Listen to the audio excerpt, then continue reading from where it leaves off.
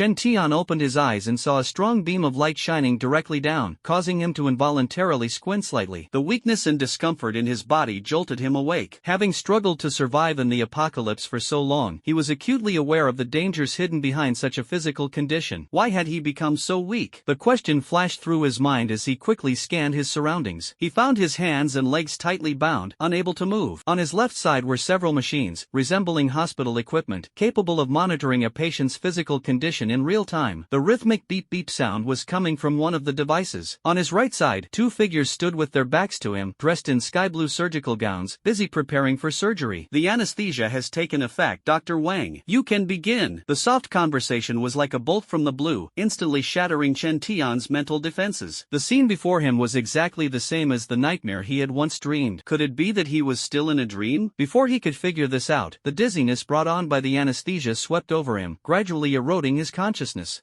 Why hasn't he passed out yet? Is the anesthetic dose insufficient? The voice came from the middle-aged man referred to as Dr. Wang. Although he was wearing a mask, obscuring his features, a trace of panic flashed in his eyes. He was clearly unconscious just now. Another young assistant responded. Increase the dose, Dr. Wang ordered coldly. Their goal was to extract the boy's heart. After all, the boy was doomed to die, so the consequences of an excessive anesthetic dose were of no concern. Yes, the assistant responded and turned around to get busy. Dr. Wang stared at the boy who still had his eyes open, an inexplicable chill rising in his heart. The boy's gaze was like that of a bloodthirsty beast, making him shudder. If you die, you can't blame me. You can only blame your bad luck. He comforted himself in his heart, then looked away and began preparing the surgical tools. The boy's heart had long been reserved by a wealthy man. After the surgery, the people waiting outside would secretly transport the heart away. What year is it now? The boy's voice was so faint it seemed to tremble, slowly emerging from his lips on the crude hospital bed. His face looked no older than 13, yet in the face of the fate of having his heart gouged out, there was not the slightest trace of panic. Instead, the corners of his lips curled into a cruel smile. Had this boy gone mad? Or was he born a lunatic? Dr. Wang knew nothing about the boy's origins. He only cared about performing the surgery and collecting the payment, asking no further questions. Are you ready? Dr. Wang urged, the chill in his heart making him increasingly irritable. Earning this money by going against his conscience already made him uneasy. Now, seeing the boy so strange, he felt a chill down his spine. This is unbelievable. He can still talk. The assistant walked over with a syringe, held the boy's arm, searched for a vein, and prepared to inject. No one expected that the scalpel, which should have been in the sterilization box, would suddenly stab into the assistant's temple. The man fell straight down, still tightly clutching the syringe in his hand. The beep-beep sound continued to ring crisply, and the secret room was filled with a tense atmosphere. Dr. Wang stood frozen in place, silent, his gaze fixed on the corpse on the ground. Blood kept gushing out, the sound of the pounding heart like the war drums of death penetrating every nerve in his body. Apart from him and the young man, there was no one else in the room, yet the assistant was dead. This mystery was particularly crucial. It seems this is not a dream. The young man's voice suddenly rang out, breaking the silence. Dr. Wang hurriedly stepped back, only stopping when his body collided with the equipment. Back then, it was you who made me waste 5 years, missing the best opportunity for evolution, the young man muttered as if talking to himself. At that time, it was in this environment that the two were preparing to extract his heart, but the buyer suddenly died, and the surgery could not be completed. They simply stitched up the wound, preparing for the next buyer. That night, a meteor shower descended, marking the beginning of human evolution. During that energy baptism, Chen Tian survived, but the wound on his heart became a significant hazard, causing him to miss the most critical evolution period. During these most crucial 5 years, he had been tirelessly working to address his physical issues. Now reborn and returned to this moment, it is undoubtedly a cruel twist of fate. You.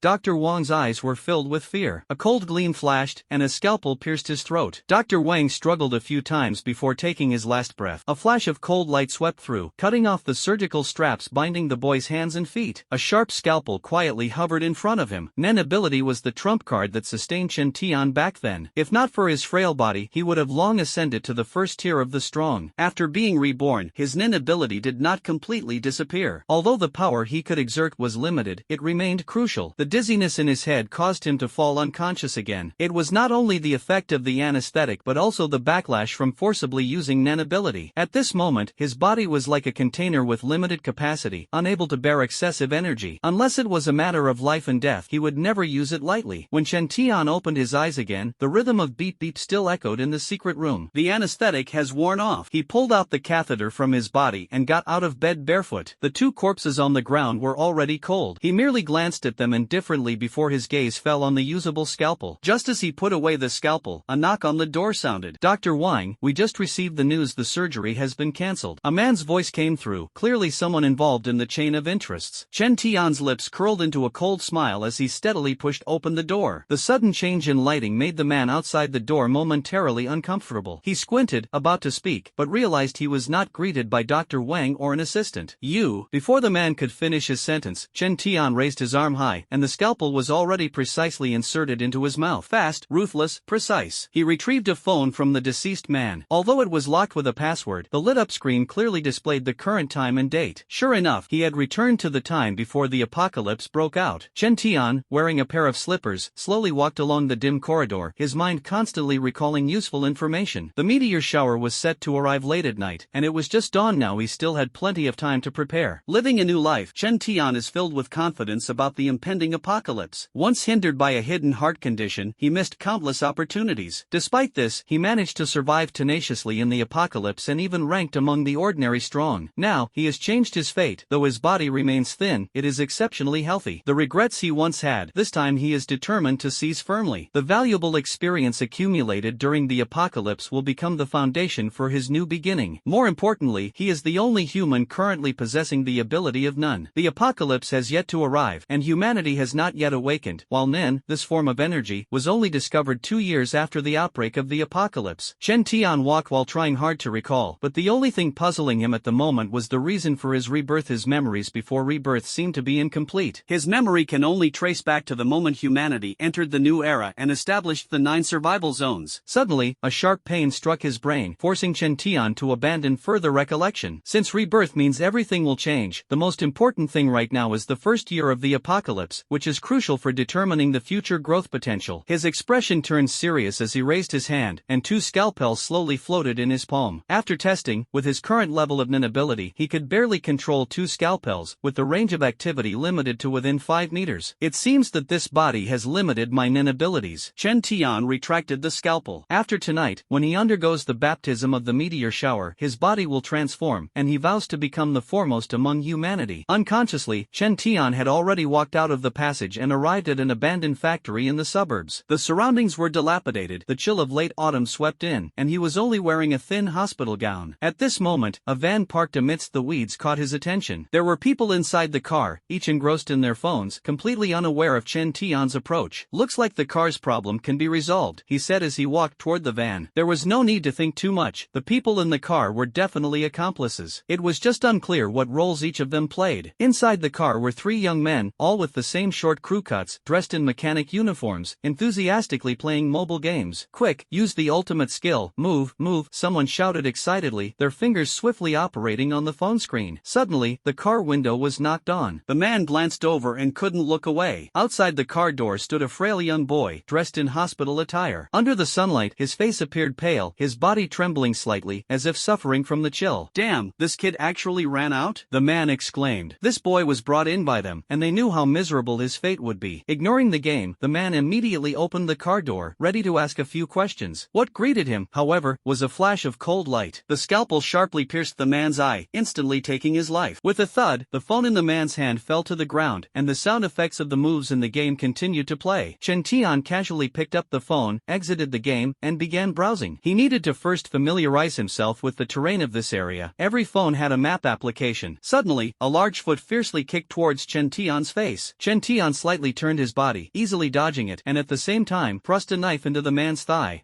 The man let out a miserable scream, grimacing in pain. Chen Tian looked up, gave the attacker a slight smile, and with a forceful pull of his hand, withdrew the scalpel from the man's thigh. Blood stained the man's pants. Before the man could react, Chen Tian's scalpel suddenly stabbed down again. The man almost jumped up, his face twisted in pain. At this moment, another man finally reacted and drew out a machete. Due to the narrow space in the carriage, he had to leap over 2 people to attack Chen Tian, so he chose to open the opposite door. Bang! The door was violently pulled open, and the man was about to get off the train. A scalpel precisely pierced into his back. He fell off the car in pain, letting out a heart-wrenching scream. Next, it was Chen Tian's interrogation time. Under the bloody questioning, the 2 revealed everything they knew. These small minions knew little, far less than what Chen Tian, the reborn one, had mastered. They belonged to an organization called Red King, engaging in heinous activities such as drug trafficking, human trafficking, organ trading, money laundering, and gambling. gambling, leaving no crime untouched. Ironically, the leader of such a criminal organization was packaged as a philanthropist, even backed by high-ranking officials. After the apocalypse broke out, communication was cut off, many people perished, and by the time Chen Tian had the ability to seek revenge, the organization had long ceased to exist. 3 corpses were casually discarded by Chen Tian in the weeds, and he began searching through the items in the car. Found some tools like shovels, obviously used for burying bodies, no longer needed, and directly discarded. A leather backpack was found under the seat. Unzipping it revealed bundles of cash, roughly estimated to be over 200,000. According to the statements of the 2 individuals, this money was payment for the doctor and assistant. To avoid leaving evidence, they opted for cash transactions. Once the apocalypse breaks out, this money will become worthless paper, Chen Tian thought, zipping the backpack back up. He decided to make good use of the cash while the apocalypse had not yet erupted. He also found several weapons in the car: machetes, daggers, and iron pipes, but their quality was too poor, so he discarded them all. These were not as handy as the surgical knife he had just used. Let's leave here first. There's a lot to buy, and I can't waste time here. He sat in the driver's seat, turned the key, and with a hum, the van started. The apocalypse was a disaster for humanity, but it also taught many things. Chen Tian learned to drive after the apocalypse. Besides cars, he could also operate planes and tanks. The van made a sharp turn and sped away from the abandoned factory. Following the map he had memorized earlier, Chen Tian headed toward the city. Dressed in a hospital gown and wearing flip-flops, Chen Tian drove for over 40 minutes before finally reaching the city. Wherever he went, his appearance always attracted curious glances. After all, he looked no more than 13 or 14 years old. When entering a store to shop, he was inevitably questioned, "Why aren't you in school? Where are your parents? Why are you out shopping alone?" Chen Tian merely smiled faintly, knowing in his heart that he was an orphan. Where would he have parents or a school? He only remembered spending some time in an orphanage. For others, the apocalypse meant destruction, but Chen Tian saw it differently. He gained a new life during the apocalypse, and the knowledge he possessed was all learned during that time. Even the name Chen Tian was one he chose for himself. After changing into the new clothes and shoes he had bought, others gradually stopped questioning him. Chen Tian spent the entire morning shopping, purchasing a large quantity of small bottled drinking water and carbonated beverages, almost filling 2/3 of the van's space. Afterward, he bought a large bag of jade pendants. Although they weren't particularly valuable, their sheer quantity nearly filled a backpack. These jade pendants would play an important role when the meteor shower arrived. It was precisely because of these jade pendants that the 200,000 in cash was almost completely depleted. By noon, Chen Tian had a meal at a nearby food court and packed some burgers, chicken wings, and fries to go. Time to get ready, he muttered to himself, driving the van to a park in the north where traffic was sparse. The park was newly built, and the surrounding residential areas were still uninhabited. The park itself was rarely visited, with only a few workers occasionally passing by. "No one will be here at night, so I won't be disturbed while collecting energy. This place will do," Chen Tian said as he sat back in the driver's seat and took out the jade pendant from his backpack. Next, he will infuse these jade pendants with mental energy to temporarily store evolutionary energy. Meteor showers carry a large amount of evolutionary energy, benefiting all living beings, with the difference lying in who can absorb more. Population density is the key factor, which is why Chen Tian chose this location. By infusing the jade pendants with mental energy, he essentially grants them the function of energy conductors, enabling them to absorb evolutionary energy. Unfortunately, this stored evolutionary energy can only be preserved for 3 days, and it decreases daily. Injecting so much mental energy into these jade pendants is a heavy burden. Chen Tian has to rest every 15 minutes, yet still feels strained. But in order to obtain more evolutionary energy and complete the evolution in one go, he exerted all his strength. Time passed slowly, and the sky unknowingly darkened. Finally finished. Chen Tian, drenched in sweat, looked at the result and smiled. He glanced at the electronic watch on his wrist. It was already 9 at night, and the waiting time wasn't long. He placed the processed jade pendant on the roof of the van, allowing it to absorb energy. Then he opened the trunk, taking out bottled water and drinks, preparing for use during evolution. The night grew darker, and the park, not yet officially open, was shrouded in pitch-black darkness. Chen Tian slightly closed his eyes, leaning against the car door, simulating the process of evolution in his mind. Waiting always feels endless. Finally, with a sudden sense of awareness, Chen Tian abruptly opened his eyes and looked up at the starry sky. "It's here!" A shooting star streaked across the night sky and vanished in an instant. Chen Tian quickly sat back beside the drinks and mineral water, beginning to release mental energy, forming a large net resembling a receiving antenna. As soon as he released the mental energy, he sensed a faint trace of evolutionary energy. A meteor streaked across the sky again, and the energy of evolution became increasingly evident. Meteors kept coming one after another, growing more and more dense. It was already midnight at this moment. In the city, many young night owls had yet to sleep, flocking to the streets and taking out their phones to capture the spectacular meteor shower. No one noticed, an invisible energy was quietly affecting their bodies. The sky full of meteors lit up the night, even waking those who had fallen asleep. One after another, people leaned by their windows, captivated by this once-in-a-millennium spectacle. But Chen Tian, immersed in absorbing the evolutionary energy, had no interest in admiring it. He closed his eyes and focused his mind. More and more evolutionary energy is surging toward me. He could clearly feel a certain shackle within his body gradually loosening. The most noticeable change was the rapid surge of thought energy at a terrifying speed, spilling out like a flood breaking its dam. The increase in thought energy expanded the net he released, allowing him to absorb evolutionary energy faster and in greater quantities. Under the virtuous cycle, Chen Tian's body began to transform. A large amount of white smoke emerged from his body, resembling steaming hot buns just uncovered from a pot. He suddenly opened his eyes, feeling the longing conveyed by his cells. He quickly opened a bottle of drink and gulped it down. The heat emanating from his body was like a furnace with added fuel, growing even more intense. The scorching sensation made Chen Tian tear apart his clothes, and white steam completely enveloped him. In contrast, the exhilaration brought by the surge of mental energy was as refreshing as a clear spring. At this moment, Chen Tian seemed to be in a world of both ice and fire. He gulped down bottle after bottle of carbonated drinks, providing continuous energy for the steam on his body. This state continued until the meteor shower gradually disappeared. Just a little more. Amid the white smoke, Chen Tian's arm suddenly reached out. Jade pendants on the roof flew over one after another, continuing to provide him with evolutionary energy. As one jade pendant's energy was exhausted and shattered, another immediately replaced it. Finally, Chen Tian let out a wild roar and stood up completely. He successfully completed the evolution, becoming a true evolver. The dual evolution of body and mental abilities consumed a significant amount of evolutionary energy, but judging by the results, all the effort was worth it. Finally, it's no longer like the previous life. Even without refining and absorbing the gene hail, I have already become a true evolver. Chen Tian sighed. White steam still swirled around him. To expel impurities from his body, he began drinking large amounts of mineral water. As everything gradually settled, Chen Tian started to carefully sense the changes in his body. He leapt lightly, his figure rising 3 to 4 meters. He casually threw a few punches, shadows of fists flying, leaving dazzling afterimages. Compared to the transformation of his body, Chen Tian was more eager to understand the differences in his evolved nen abilities. Now, I can simultaneously control 5 fruit knives to launch attacks, with an attack range reaching up to 50 meters, he concluded after a simple test. What delighted him the most was that his evolved nen abilities granted him the power to investigate the interior of objects through touch. This ability was extremely practical in the current environment. He can use this to directly identify the types of gene worms residing in the gene hail. Shortly after the meteor shower, ice blocks containing gene worms will fall from the sky, later referred to as gene hail. The gene worms within are called parasitic neural control gene chains, which can assist species in altering their genetic lineage, thereby awakening extraordinary abilities. However, the prerequisite is not to be dominated by the gene worms, otherwise, one would degenerate into a feral beast driven solely by primal instincts. This is precisely one of the key reasons that led to the apocalypse. Jia Yuding shook her swollen head from the impact and looked up to see the airbag had deployed, proving she had just been in a car accident. She vaguely remembered having a big argument with her husband and leaving overnight with her 7-year-old daughter to return to her parents' home. On the way, a meteor shower suddenly fell from the sky, and her daughter excitedly shouted, "Mom, look quickly." Time seemed to fracture, and she didn't know how much time had passed when an unprecedented dizziness struck. Before losing consciousness, she sharply turned the steering wheel and slammed on the brakes, and everything afterward became a blur. The car's hood was raised high, clearly having hit something, and the vehicle had flipped over and slid into the roadside ditch. Meng Meng. Thinking of her daughter, Jia Yuding suddenly woke up and hurriedly turned back to check. 7-year-old Meng Meng was lying sideways in the safety seat, motionless. Meng Meng, don't scare mommy. She ignored the pain all over her body and hurriedly unbuckled her seatbelt, crawling to her daughter's side. Frantically checking, her daughter didn't seem to have suffered any obvious impact, but no matter how she called, she couldn't wake her, leaving her extremely anxious. She quickly dialed 120 for help, but the line was constantly busy. She tried several other emergency numbers, but still couldn't get through. Finally, she dialed her husband's phone number. Screams came from the other end of the line, but the person who answered was a stranger. "Who are you? Where's my husband?" Jia Yuding asked urgently. "Sister-in-law, Big Brother just risked his life to rescue people on the street." He collapsed after carrying back the third person. That meteor shower earlier was too strange. "Big Brother is a good man, but sister-in-law, you must also be careful." The man's voice was somber. Jia Yuding's hand holding the phone began to tremble. She couldn't understand what was happening in the world and worried about her husband's safety, but at the moment, her daughter needed her more. After hanging up the phone, she continued trying to wake her daughter, but to no avail. At this moment, she noticed her daughter's rapid breathing and alarmingly high temperature. She must be taken to the hospital immediately. Tried to start the car, the engine sounded strange, the right headlight was broken, and the windshield was cracked like a spider web. Fortunately, the wheels could still turn, but the car was stuck in a ditch, spinning idly without moving forward. She tried to push the car door, and luckily, one side of the door could still open. Stepping out of the car, she walked to the roadside in a panic, trying to flag down a car for help, but after waiting for a long time, not a single car passed by. What should I do? What should I do? Anxieties surged in her heart. The phone couldn't get through, and there were no vehicles on the road. She had no choice but to return to the car. Her daughter's temperature was rising higher and higher, her face red like a scorching hot iron pan. How can the fever be this severe? I need to find a way to cool her down. She took off her jacket, soaked it, and placed it on her daughter's forehead. Although the method had some effect, it couldn't completely suppress the body temperature. What should I do? What should I do? She was burning with anxiety. Suddenly, a loud bang sounded, and the trunk lid shook violently. A chunk of ice the size of a soccer ball fell. Jia Yuding didn't have time to worry about the origin of the ice block. She quickly picked it up, struck it against the road, and a small piece broke off. She hurriedly applied it to her daughter's injury. This was just a temporary measure. They still needed to go to the hospital immediately. While making continuous calls for help, she kept an eye on the road. If she saw headlights, she would immediately rush out to seek assistance. The calls couldn't get through, and no vehicles were in sight. Instead, a young boy's figure appeared in her view. On such a night, the figure of a young boy appearing on the wide road was truly strange. But for Jia Yuding, having someone around meant hope. "Young man, please help me. My daughter has a high fever that won't go down and urgently needs to be taken to the hospital." She got out of the car and called out to Chen Tian as he approached. Desperate times call for desperate measures. What could a 13-year-old boy possibly do to help? Chen Tian pretended not to hear and continued searching for the genetic Hale, not in the mood to meddle in others' affairs. "Hey kid, where did you come from? Do you know where I can catch a ride nearby?" Jia Yuding approached and asked again. "Get lost, don't bother me." Chen Tian's tone was icy, carrying an air of detachment. This coldness stemmed from his experiences and the mindset of someone who had just been reborn. Jia Yuding was startled and froze, staring blankly at the young man. At this moment, Chen Tian discovered another small piece of genetic Hale in the grass, about the size of an almond. If not for his sharp eyesight, it would have been hard to notice. Damn it, it's still corpse poison type. Chen Tian's mood was heavy, filled with low-grade genetic Hale.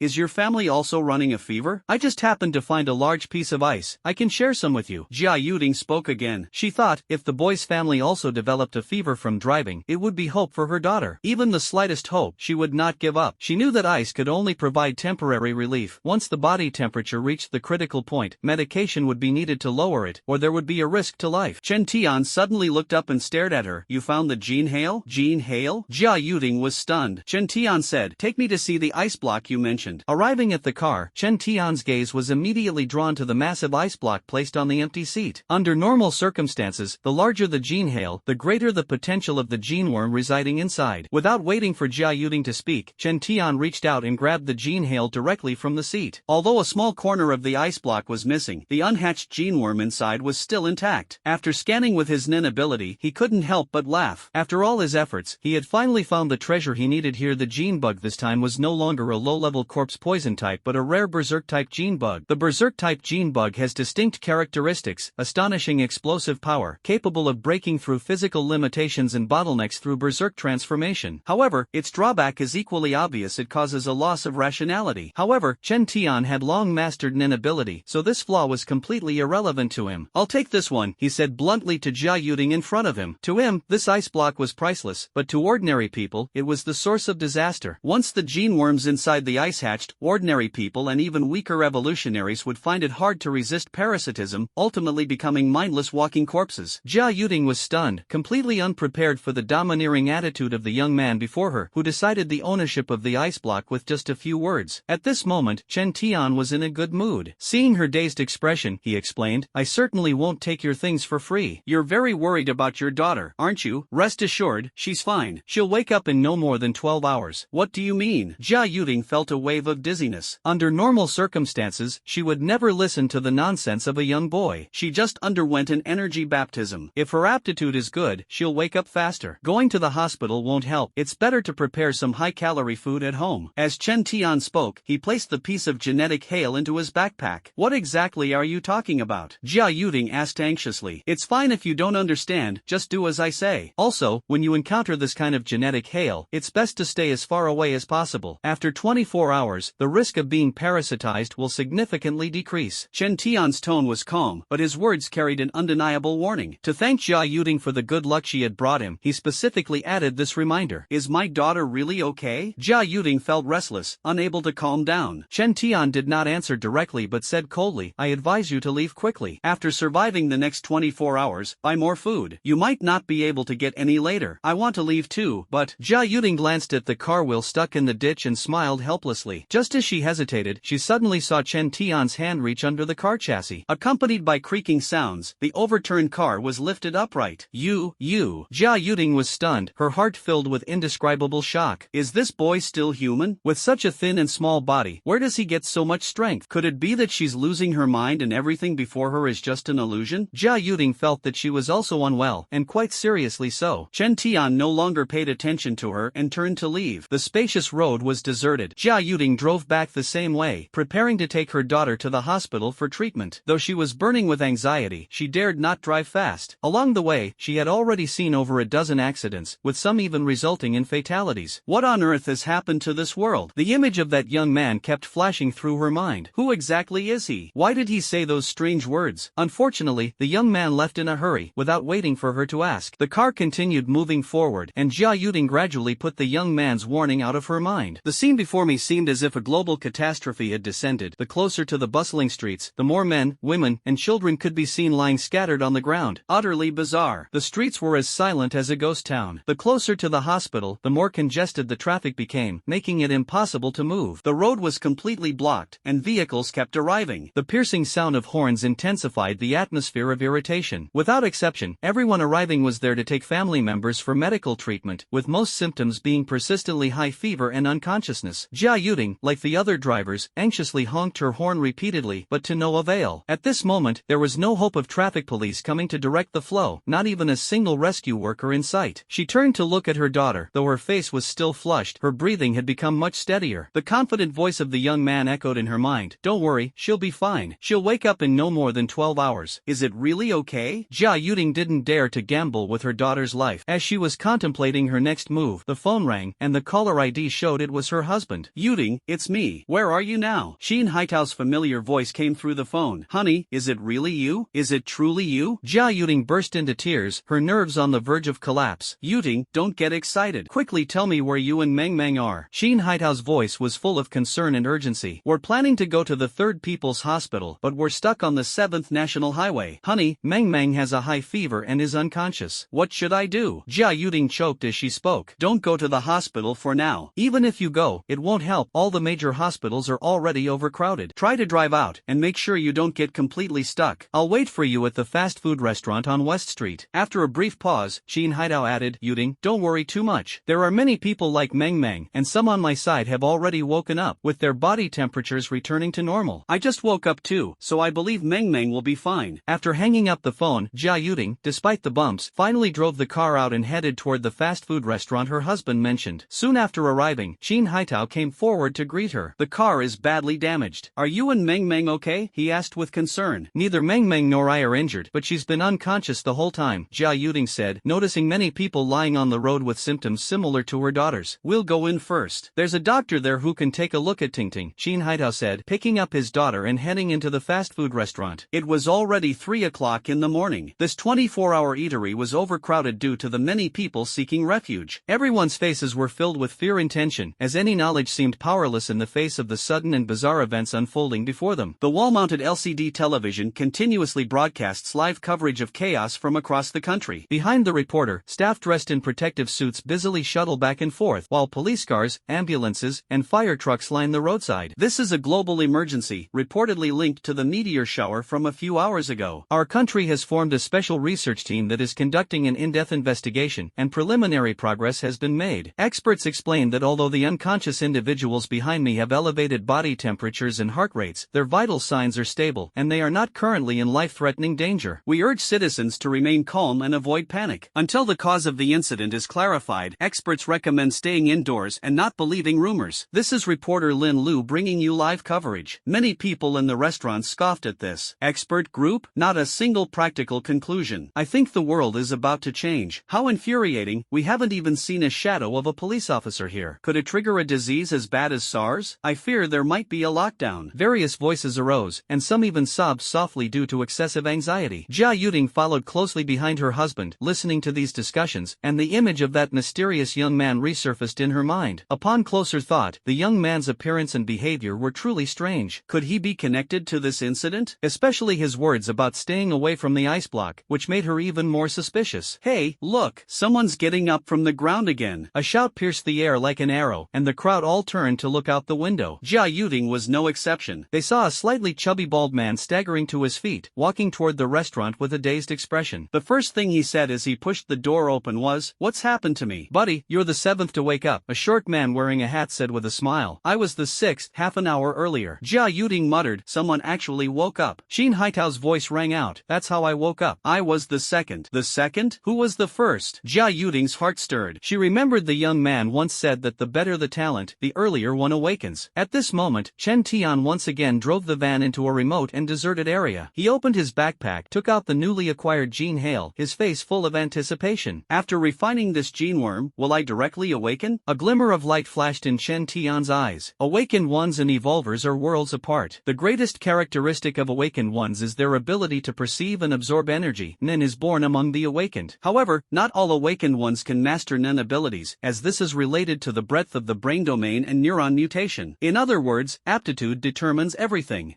In the late post-apocalyptic era, people capable of using psychic energy were extremely rare. The gene hail in hand was icy cold, seemingly an ordinary ice block. Even under the naked eye or a magnifying glass, it was difficult to spot traces of the gene worms within. They were transparent gene energy entities, resembling worms, hence the name gene worms. If ordinary people want to absorb and refine gene worms, they can only rely on the primitive method of letting the gene worms burrow into their bodies. Chen Tian, however, does not need to do so, nor does he need to wait for the ice to melt. There are still 36 energy pendants remaining. Even if unused, the energy within them will gradually dissipate. In that case, why not refine this gene hail right here? With a solemn expression, Chen Tian's thoughts moved, and 5 jade pendants flew above the genetic hail, quietly hovering. The evolved mental energy began to pour into them. The previously motionless hail started to tremble slightly. The hovering jade pendants continuously released evolutionary energy, resisting quite well. Chen Tian reached out, his palm facing the trembling hailstones, injecting thought energy without regard for consumption. It felt like a tug-of-war. In less than 5 minutes, the intense mental confrontation caused sweat to bead on his forehead. Even as an evolver, continuously killing 1,000 zombies might not consume such an enormous amount of energy. In the end, Chen Tian emerged victorious. The genetic worms within the genetic hail were infiltrated and refined by his psychic energy. The suspended jade pendants shattered one after another, its energy depleted. A few minutes later, Chen Tian raised both hands, and a surge of pure genetic energy flowed out from the hail and entered his brow. The body trembled slightly as he began to fully merge. Whoosh, whoosh, whoosh. Jade pendants flew out one after another, providing energy for the fusion. Finally, with 3 jade pendants remaining, his breathing steadied and the fusion was complete. The 3 jade pendants circled around him several times before flying back into the backpack. It's over. Chen Tian suddenly opened his eyes. Success. Now, I am a quasi-awakened. A confident curve appeared at the corner of his mouth. Having weathered storms, he could hardly contain his inner excitement at this moment. The progress has far exceeded expectations. Before refining the gene hail, he had anticipated various backlashes, but none of them appeared. Although a quasi-awakener is not a true awakener, as they are still unable to awaken exclusive energy, this limitation only applies to those who have not mastered energy. Now, with the strength of a quasi-awakener, I can refine on my own and enhance my mental energy. This is what truly excites Chen Tian. Previously, his mental energy could only be enhanced by absorbing evolutionary energy. Now, even without evolutionary energy, it can gradually strengthen through cultivation. As his mental energy continues to grow, a true breakthrough to become an awakened one is just around the corner. In the fast food restaurant, Jia Yuding was still curious about who woke up first. Facing his wife's questioning, Xin Haitao, holding their daughter, said as he walked inside, "You'll know who woke up first in a moment. Come with me, it's quite messy here." He unexpectedly walked straight into the restaurant's workshop. Xin Haitao carefully placed his unconscious daughter on a soft chair and greeted an elderly man. "Mr. Wang, could you help help me take a look at my daughter? Shin Haitao asked sincerely. Jia Yuding stared at the elderly man who appeared to be in his 70s, wondering to herself, could he be the first person to wake up? The old man nodded and said in a deep voice, alright, I'll take a look. Just lean against that chair. After speaking, he focused on checking Qin Mengmeng's pulse. 15 minutes later, Elder Wang stood up and sighed. I've been practicing medicine for decades, and this kind of bizarre pulse is truly the first I've seen. It's too abnormal and completely inexplicable. Jia Yuding was startled and blurted out, then how is my daughter? Shin Haitao quickly interjected to introduce, Elder Wang, this is my wife, Jia Yuding. Yuding, this is Elder Wang, a very renowned figure in the field of traditional Chinese medicine. Elder Wang stroked his beard and said, Ms. Jia, don't be too anxious. Although this pulse is strange, it shouldn't be anything serious. It's exactly the same as my grandson's pulse. If I'm not mistaken, your daughter should be waking up soon. Really? Jia Yuding was so excited she almost lost her balance. At this moment, Qin Mengmeng, who had just been unconscious, suddenly opened her eyes and weakly asked, Mom, are we at Grandma's house? Meng, you're awake. Mom was so scared. Jia Yuding couldn't help but pull her daughter into her arms. The little girl still hadn't fully understood what had happened. Seeing her father standing nearby, her eyes were filled with confusion. Huh, Dad, when did you get here? She vaguely remembered that her parents had just argued. Meng, are you feeling unwell anywhere? Shin Haitao squatted down and gently stroked his daughter's hair. Although there were quarrels between the couple, the safety of the family was far more important than the disputes. Nothing's wrong, the little girl answered with a smile. Shin Haitao gratefully said to Old Wang,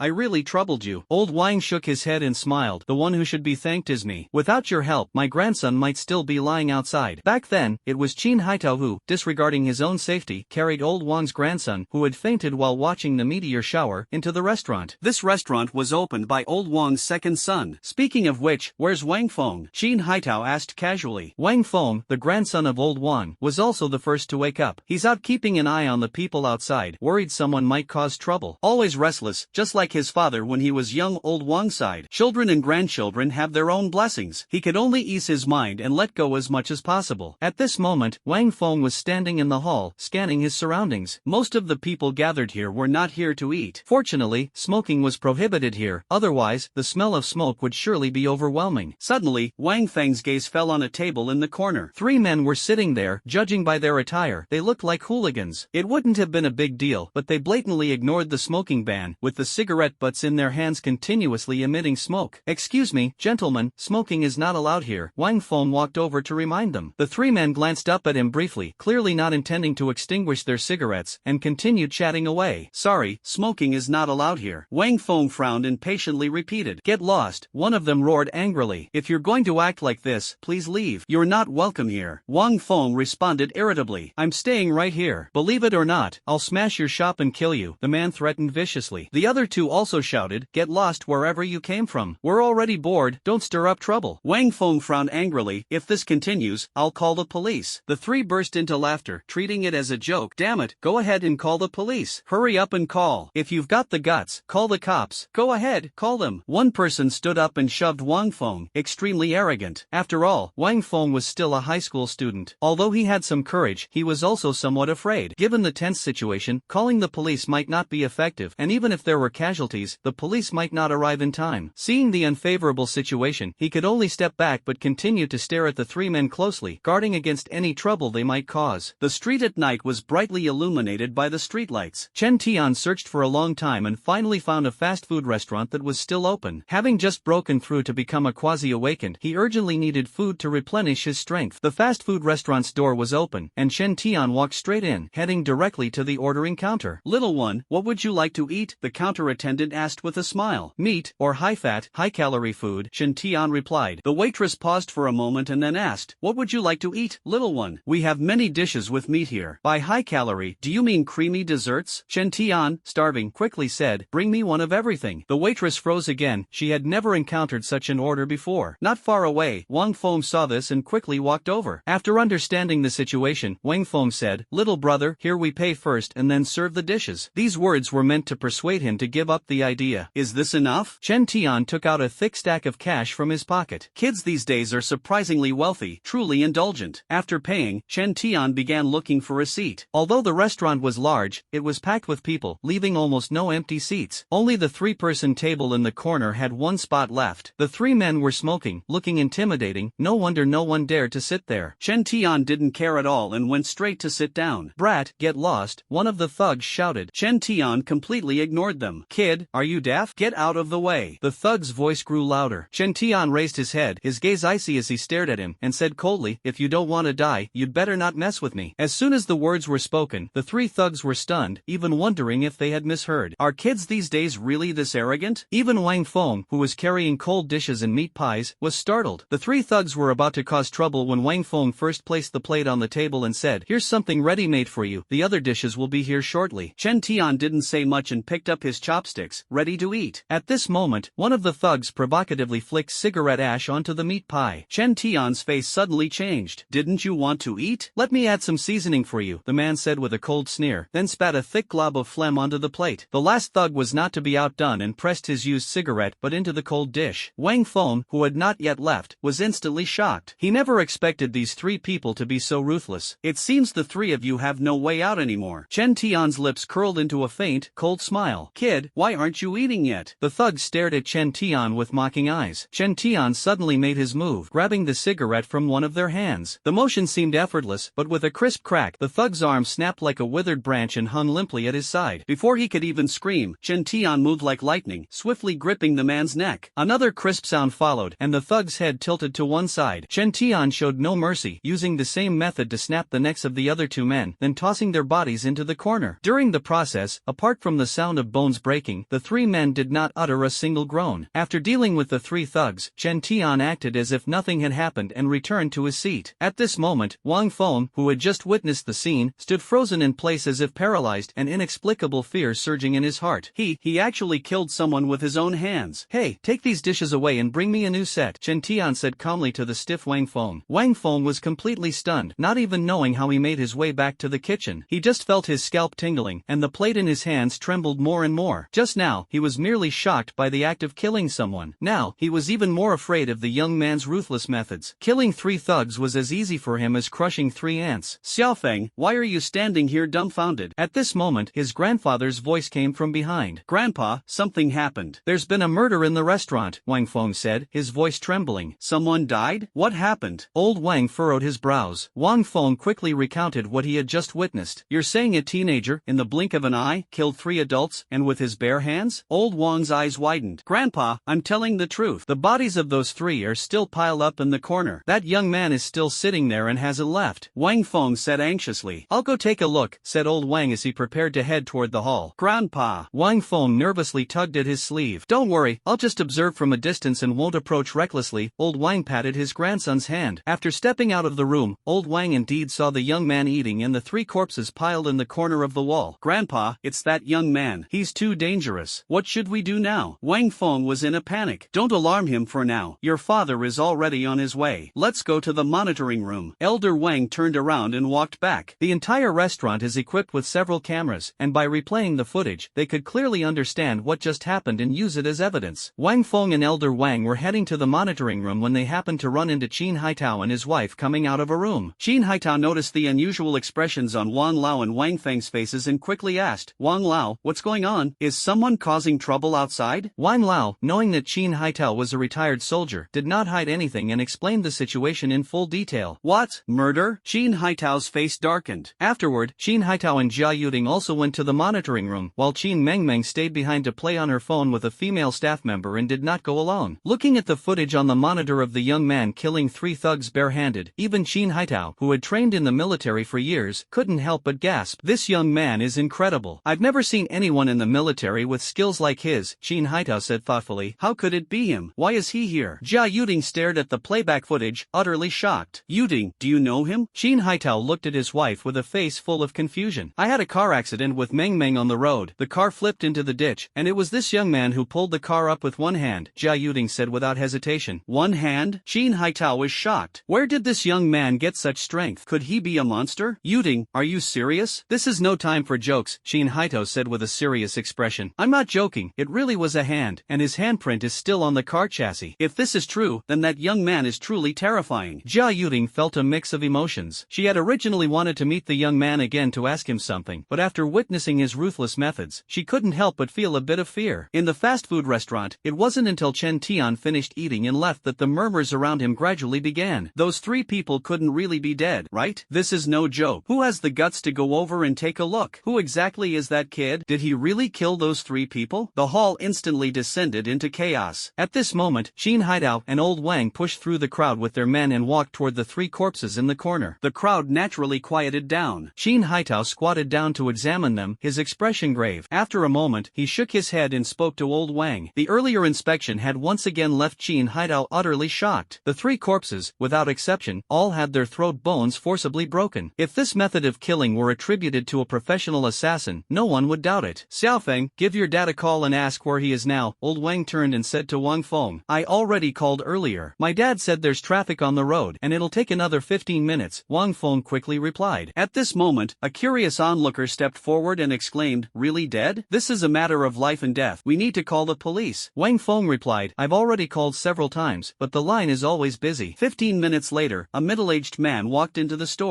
It was Wang Feng's father, Wang Shanlin. Dad, the person is here. Wang Feng quickly waved to signal. After understanding the situation, Wang Shanlin immediately organized the staff to secure the scene and look for eyewitnesses. Afterward, he personally called the deputy director of a certain department to report the matter, then began waiting for the police to arrive. After waiting for more than 2 hours, the police were still nowhere to be seen. It wasn't that the police were inefficient, but rather that they were short-staffed. During this special period, people were dying every moment. Saving the living is more important than dealing with corpses. It seems they won't be able to make it here anytime soon, Wang Shanlin sighed. Shin Haitao and his wife took their leave and exchanged phone numbers with Elder Wang and the others. Elder Wang, call me anytime if anything comes up, Shin Haitao said before leaving. The car headed in the direction of home, but due to a minor issue with the engine, Shin Haitao didn't dare to drive too fast. During the drive, the atmosphere inside the car was unusually silent. Shin Haitao suddenly broke the silence and said, I've already called Dad and Mom, reminding them to try not to go out these days. Jia Yuding snapped out of her thoughts and hurriedly said, as long as they're okay, that's good. This time, for Meng Meng, I was really scared. Shin Haitao suddenly spoke, tell me about that young man. This time, Jia Yuding recounted the entire incident in detail, even emphasizing every word the young man had said. Honey, what do you think the gene hail the young man mentioned really means? Could that kind of hail really be so terrifying? Jia Yuding had been troubled by this question. Shin Haitao shook his head and said, don't easily believe such baseless words. If there were real danger, the experts in the news would have already issued warnings. However, stocking up on some food supplies is definitely a good idea. Until this matter is clarified, it's better to go out as little as possible. The car finally stopped in front of a luxurious villa. Shin Haitao is a retired soldier who runs a well-sized hardware store and also works in home renovation and shop design. As they got out of the car, a curly-haired yellow dog ran over joyfully, circling the 3 of them as if complaining about being left alone. Mom, is Nyo hungry? Shin Meng Meng said affectionately, hugging the dog's neck. This large yellow dog was as robust as a Tibetan Mastiff, yet as gentle as a lamb, and at this moment, it was licking the back of the little girl's hand with its tongue. Let's go, Nyo, let's find something tasty. Shin Meng Meng lay on the yellow dog's back, pointing forward. The yellow dog effortlessly carried Meng Meng into the house. This yellow dog was a gift from Shin Haitao's comrade in arms. It was originally a male dog, but Meng Meng insisted on naming it Nyo. Shin Haitao and his wife followed into the house. After experiencing so much, dawn was approaching, yet the couple felt no trace of sleepiness. After a simple breakfast, Jia Yuding busied herself in the kitchen, Shin Haitao sat in the living room watching live news, and Shin Meng Meng played with the yellow dog in the yard. After some time, Shin Meng Meng excitedly ran into the house. Dad,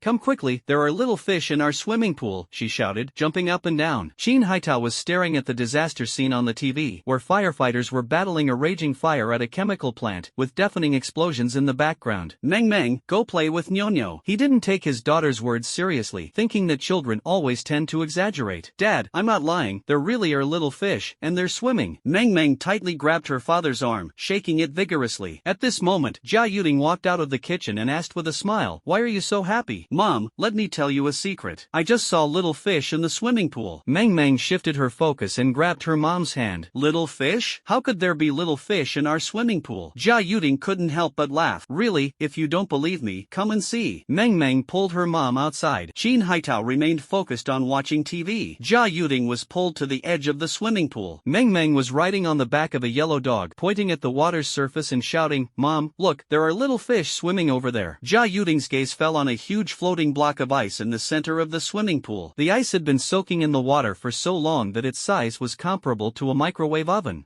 What is this? Hail, how is that possible? Her mind went blank. Mom, look, the little fish is swimming over. Meng Meng exclaimed excitedly again. Jia Yuding followed the direction of the finger and saw ripples on the water's surface, with a translucent, worm-like creature slowly approaching. "Mom, there's another one over there." Meng Meng pointed to another spot and shouted. Jia Yuding saw another translucent creature, shaped like a centipede, quickly crawling across the water's surface. "What is this thing?" A question flashed through her mind. Just as she hesitated, the centipede-like creature reached the shore first. The moment it stepped onto the ground, its speed suddenly increased, shooting toward Qin Meng Meng like an arrow. The change happened too quickly. Jia Yuding hadn't reacted yet, only to see the creature leap onto the yellow dog's back. The yellow dog let out a miserable cry and violently threw Meng Meng off. Jia Yuding's pupils shrank sharply as she clearly saw the strange creature burrow into the yellow dog. Woof woof woof. The yellow dog roared madly, desperately running along the edge of the swimming pool, its body crashing into the wall. At this moment, not only was Meng Meng scared stiff, but even Jia Yuding stood frozen in place. What happened? Qin Haitao rushed over upon hearing the commotion. Seeing his wife pale-faced and his daughter sitting on the ground in terror, his heart tightened with fear. The yellow dog's miserable cries gradually weakened. It stopped its frantic running, collapsed to the ground convulsing violently, gasping for air as if it were about to die. What exactly is going on? Qin Haitao asked again. Jia Yuding was about to respond when she suddenly saw the worm-like creature crawl ashore, twisting its body like a snake and rapidly moving toward Meng Meng, who was lying on the ground. "Ah!" Jia Yuding screamed, reflexively grabbing her daughter. Just as she pulled Meng Meng up, the creature jumped onto Meng Meng's calf. Jia Yuding screamed and reached out to grab the parasite. When she grabbed it, part of the parasite's body had already burrowed into Meng Meng's skin. "Don't harm my daughter," she yanked forcefully. The parasite broke apart and was flung to the ground, but remnants still remained in Meng Meng's calf. At this moment, Meng Meng screamed repeatedly, feeling something gnawing at the flesh and blood of her calf, a pain unbearable for a child. Shrill screams grew louder and louder. Meng Meng struggled violently in her mother's arms. Jia Yuding was frozen in fear, and Qin Haitao's face turned pale. Seeing the broken parasite crawling toward him, Qin Haitao was furious and stomped it to pieces. At this moment, Meng Meng had already fainted, her body trembling violently. At the same time, two more semi-transparent creatures swam over. "Quick, leave here immediately." Qin Haitao made a swift decision, pulling his wife and daughter into the living room and firmly locking the tempered glass door. Almost the instant he finished all this, there were two pops and two tadpole-shaped semi-transparent creatures stuck to the glass window. "It's all my fault. I blame myself for not taking that young man's warning seriously." Jia Yuding covered her cheeks, tears streaming uncontrollably down her face. Her heart felt as if it were being torn apart. If anything were to happen to her daughter, she would never forgive herself for the rest of her life. Qin Haitao also felt deeply remorseful. If he hadn't persuaded Jia Yuding not to believe baseless words, their daughter wouldn't be in such a dangerous situation now. At this moment, Qin Meng Meng lay motionless, so still it was heart-wrenching. Meng Meng, wake up, look at mommy." Jia Yuding cried out in anguish, but her daughter showed no response. At some point, Qin Haitao had already brought the medical kit, holding a sharp blade in his hand, and was disinfecting it. He was somewhat flustered, initially thinking he could use the blade to extract the remnants of the parasite from his daughter's calf, but after searching for a long time, he found nothing. The situation was far more serious than expected. Where exactly had that half of the parasite gone? It couldn't have disappeared without reason. The only explanation was that it had already burrowed into another part of the body. Looking at his daughter's pale face, Qin Haitao felt as if his heart was being torn apart. "Let's go, we can't delay any longer. We must get to the hospital immediately." He quickly stopped his daughter's bleeding, picked up Qin Meng Meng, and ran toward his SUV, with Jia Yuding following closely behind. Jia Yuding's car was already unusable and could break down at any moment. Before starting, Qin Haitao called Mr. Wang, as it is currently extremely difficult to get into a hospital for treatment. Although Mr. Wang is retired, he still consults at some major hospitals. If he could help, perhaps his daughter could receive treatment smoothly. Returning to that restaurant again, he saw a young and beautiful forensic doctor examining the three corpses. "Haitao, what happened? I couldn't hear clearly over the phone earlier." Mr. Wang stepped forward and froze when he saw the bandaged wound on Qin Meng Meng's calf. "Mr. Wang, please save my daughter." Jia Yuding sobbed uncontrollably. "Let's talk inside," Mr. Wang said. After entering the house, Qin Haitao recounted the events in detail. Mr. Wang frowned deeply. He had heard of parasites before, but never one so ferocious. He immediately examined Qin Meng Meng. The wound showed no signs of infection or poisoning, but her pulse remained strange and unpredictable. "Old Wang, how is my daughter's condition?" Qin Haitao asked anxiously. "Troublesome." Old Wang turned to his grandson Wang Feng. "Xiaofeng, go check if Bai Shui is done and ask her to come over." Bai Shui, the forensic doctor from earlier, is young but experienced, having worked for 2 years and developed a unique judgment system. Although Mr. Wang is renowned in the field of traditional Chinese medicine, he is at a loss when it comes to dealing with parasitic infestations. Soon, Bai Shui walked in. "Mr. Wang, you were looking for me?" She appeared calm and composed. Faced with various corpses, a forensic doctor must remain calm. Bai Shue, can you help take a look at this child? Elder Wang pointed to Qin Mengmeng, who was still unconscious. Was she also harmed by the killer? Bai Shue asked, puzzled. She didn't watch the surveillance footage to avoid affecting her judgment. Retrieving surveillance footage was the police's responsibility. No,